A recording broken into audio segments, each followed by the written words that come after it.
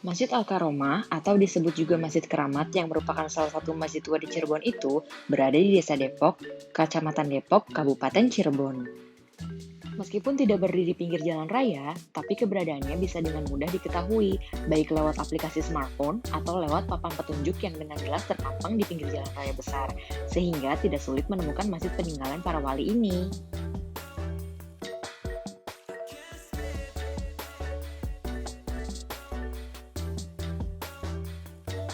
Assalamualaikum warahmatullahi wabarakatuh. Kami dari kelompok 10 dari mata kuliah Sejarah Arsitektur Dunia yang akan menjelaskan tentang sejarah Masjid Al-Karomah. Dengan saya Ulfah Nabila Oktadinia. Saya Dita Melania. Dan saya Sinta Rahayu. Kita sekarang sudah ada di depan masjidnya. Sekarang mari kita masuk ke dalam.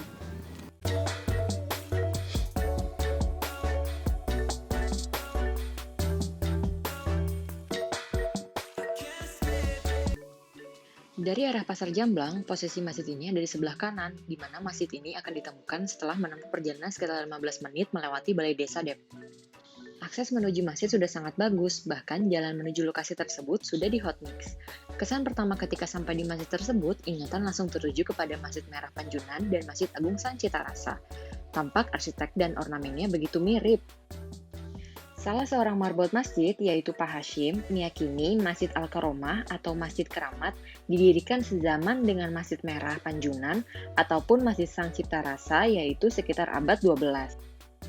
Nama Al-Karomah sendiri dijelaskan Pak Hashim lantaran masjid ini diyakini oleh masyarakat memiliki manfaat yang agung atau karomah bagi yang beribadah atau yang berziarah di depan masjid tersebut. Masjid Al-Karomah berada di dekat sungai. Meski masjid ini dulu sering dilanda oleh banjir, tetapi masjid ini tetap berdiri dengan kokoh. Pak Hashim pun bercerita kepada kami bahwa dulu masjid ini pernah dilanda longsor yang menyebabkan bangunan depan masjid ini harus direnovasi. Pak Hashim pun mengajak kami berkeliling area masjid dan menjelaskan beberapa ruang yang ada di dalamnya. Menurut Pak Hashim, masjid ini terdapat 4 ruangan yang terdiri dari 1 bangunan utama dan 3 bangunan tambahan. Ruangan pertama adalah ruangan asli yang berada di paling depan.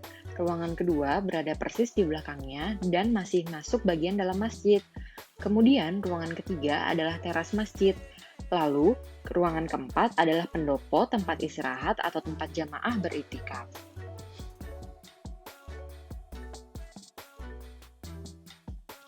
Di samping masjid ini pun terdapat beberapa kuburan yang menurut Pak Hashim itu adalah kuburan pendakwah atau penyebar agama Islam di wilayah tersebut, yaitu Syekh Maulana Ma'jud.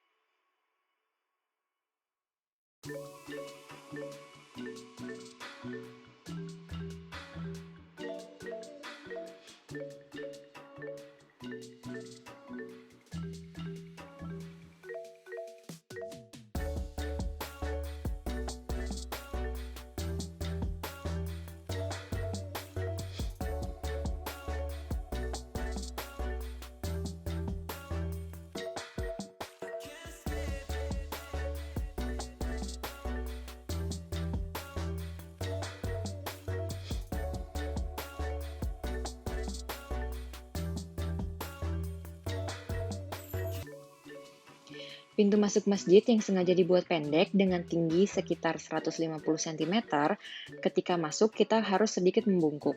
Ini mengingatkan kita agar selalu ingat kepada Sang Pencipta, mengingatkan kita untuk selalu memuji dan menyembah Sang Holik. Tidak banyak yang berubah ketika masjid ini mengalami renovasi. Buktinya, jam matahari yang dulu pernah digunakan pun masih ada. Juga, gentong untuk para jamaah berwudu pun masih ada. Hanya saja karena pengaruh modernisasi, sekarang di masjid tersebut terdapat toilet, tempat berwudu, dan juga area parkir.